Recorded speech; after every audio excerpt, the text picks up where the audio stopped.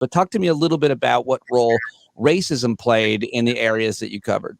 Yeah, so Hazleton was a town that 20 years ago was under 5% Latino. It's now 50% or so Latino, and there's some resentment around that. And while the rest of the country, at least us here in New York City, we were celebrating the essential workers, the grocery store workers, the UPS driver, they're going to work. Well, in this town, the ones working the big Cargill meatpacking plant on the edge of town, working at the fulfillment center, the Amazon fulfillment center, they were catching the disease and spreading it. So there was a real backlash, blaming the Latinos, for bringing this scourge to Hazleton, Pennsylvania, which, by the way, had at a certain moment the highest positivity rate in all of Pennsylvania, because it's at the crossroads, has all these distribution centers.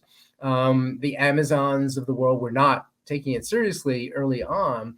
And so it really was ugly. Though there's a flip side to the story that, the one business I haven't mentioned is there's these three brothers, African-American, actually not African-American, Black, they're from Trinidad. They're born in Trinidad, came as kids behind this craft chocolate maker called Sol Cacao. And, they sold mostly through in-person events, in a store, at a festival, and specialty shops, cheese shops. And then there were no in-person events, and no one was going to small little specialty shops in those first months. And they thought they were doomed. Their business had been around for 5 years.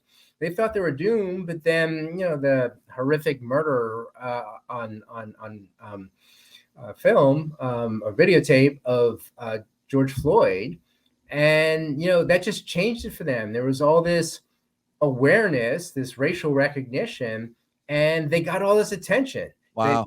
They had bloggers and newspapers writing about them. They had concerned whites like, wow, I really should broaden who I where I spend my money. And so 90% of their business had been in stores. Today, half their business is online. This is kept up.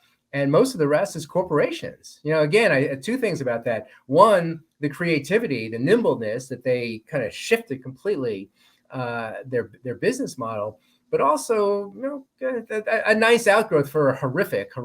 Yeah. No, that is an interesting thing. I hadn't really heard an anecdote like that. So that's wonderful.